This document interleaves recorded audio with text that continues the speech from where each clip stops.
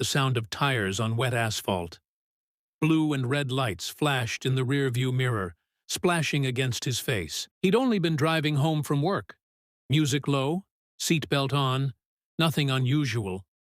Yet, in the pit of his stomach, a familiar dread. This wasn't just a traffic stop. This could be the moment his life changed forever.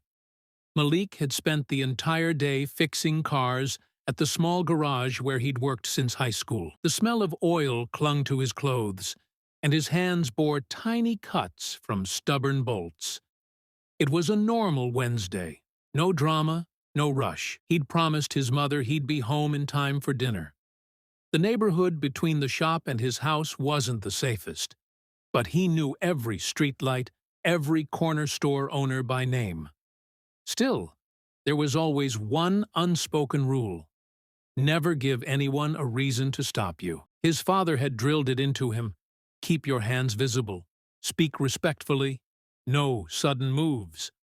The rain had just started when he turned onto Jefferson Avenue. That's when the lights flared in his mirror. His heart rate picked up instantly. He glanced at the speedometer, perfectly within the limit. Seatbelt fastened. Registration up to date, but experience told him it didn't matter.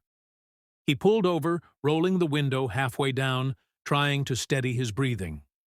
The officer approached slowly, hand resting casually, too casually, on his holster. "License and registration," came the curt voice. As Malik handed them over, he could feel eyes on him, not just from the officer, but from the shadowed porches on the street.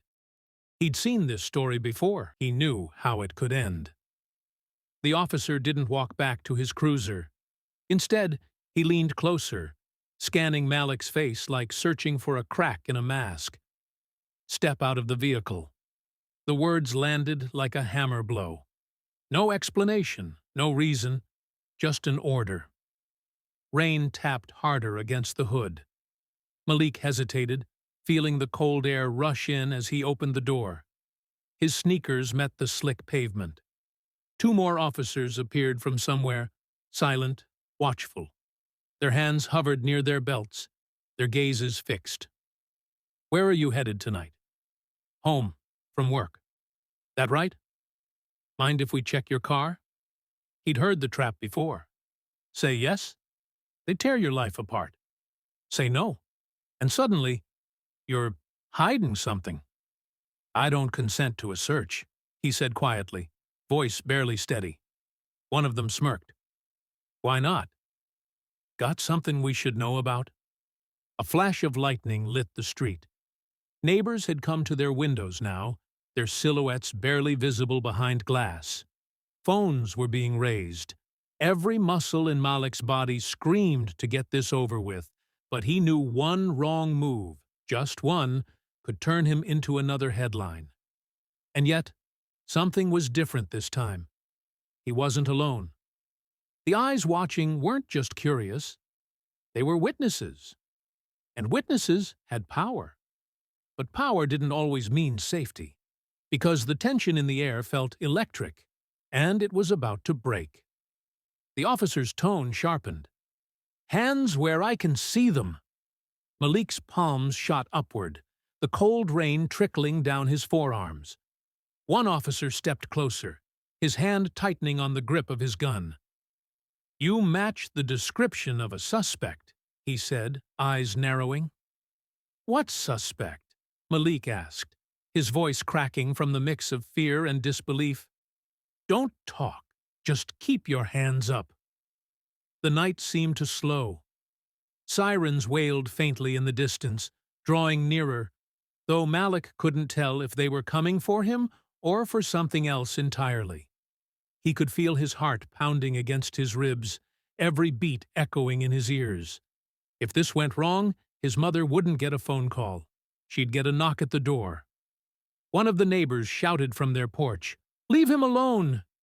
He didn't do anything. The officer's jaw clenched. The world shrank to the circle of rain around Malik, the ring of asphalt between him and the men in blue. The second officer moved behind him. "Turn around." For a split second, Malik thought about running, his mind racing through alleyways he knew like the back of his hand. But running could be the last decision he ever made. His breath came fast, hands still up.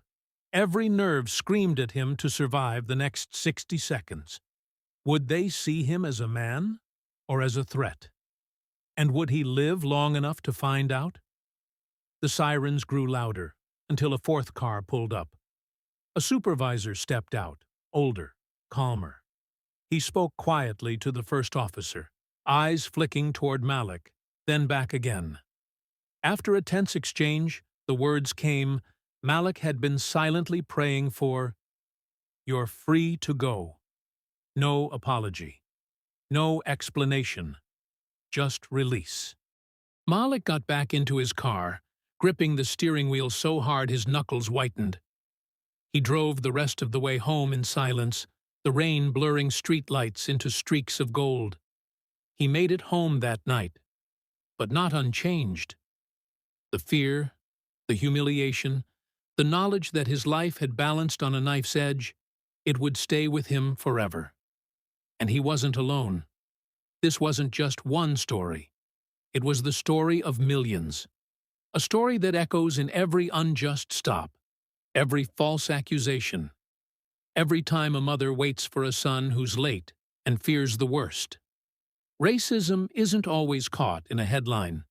It lives in moments like these, unseen except by those who endure them. The question is, how many more times will this scene play out before the world listens? And when it does, will it finally be ready to change?